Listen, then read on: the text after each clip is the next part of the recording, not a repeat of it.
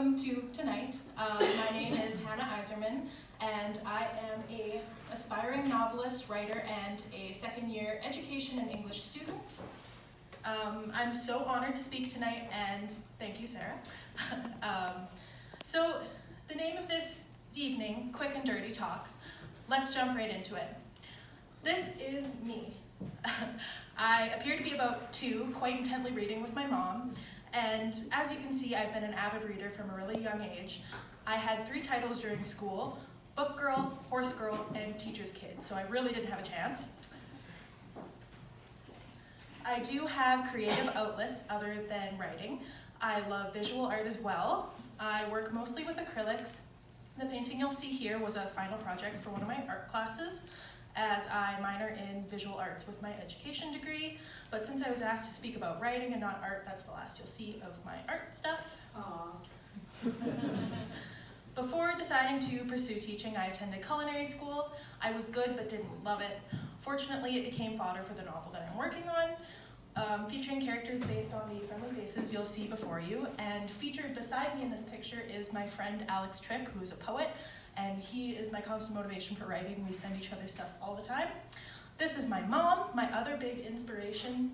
She is a visual artist and a teacher as well, probably the most talented person I know, and she thinks I'm great and calls me her warrior princess and reminds me I can do anything. So that's my mom.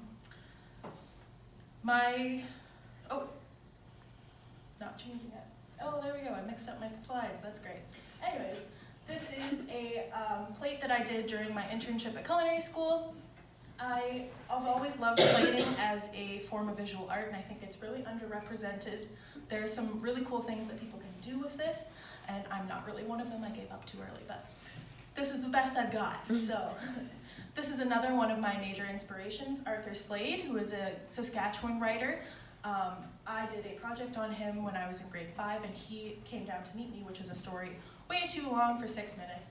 But anyways, here we are together when I was about 10.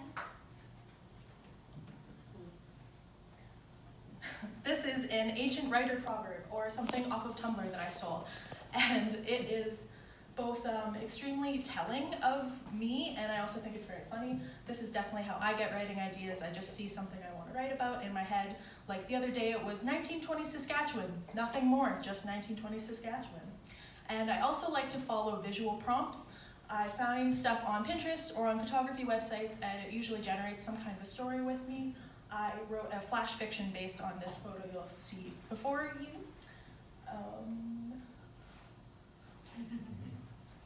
No, okay. There we go. On my desktop. This is my 2 favorite documents on my desktop, one affectionately called the garbage pile, which is where if I'm feeling stuck, I just sit down with a prompt in the way that I said before, and I think about what I want to write, or I journal, and just let it all out in a way that'll never see the light of day. I also like to make mood boards. This is a mood board for the novel that I'm working on, and I do more of this than I do of writing, because why not? As a visual artist, finding images really speaks to me, so you can probably tell what my novel's about from these images. And here is my brief and only slightly failed venture into the world of YouTube. I decided to create a YouTube channel about my love of books and teaching in order to meet some like-minded individuals. Just filmed a vlog yesterday after a whole bunch of time off, so I'm hoping it'll be up and thriving anytime soon now.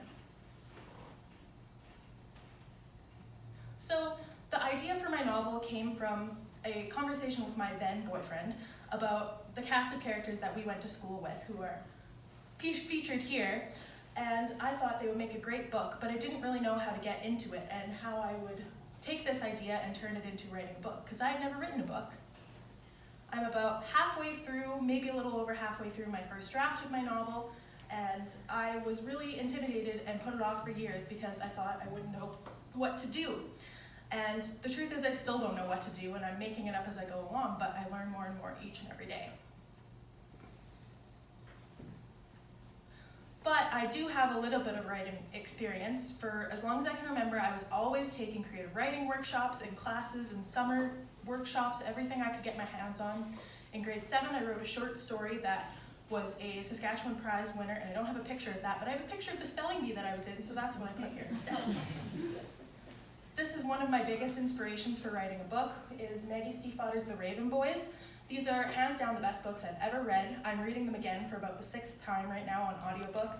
The magic and the characters and everything about it just captivate me and make me want to write something like that. Next one. There we go. My other biggest writing inspiration as a book is Dust by Arthur Slade, who I talked about before. I have this picture of the signed copy of his that I have, and it also inspires me with the magic and the characters and the fact that it's set so lovingly in rural Saskatchewan. So before I allowed myself to say anything about this talk, I made sure I said yes to Sarah, because I thought that I didn't deserve to do this talk and I wasn't a writer enough to do this talk, but as you can see, the most accomplished people struggle with imposter syndrome, so I just went for it, and here I am.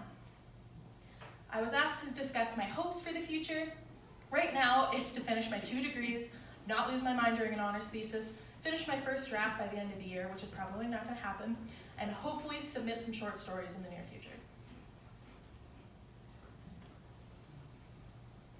I didn't time these very well, in case you couldn't tell.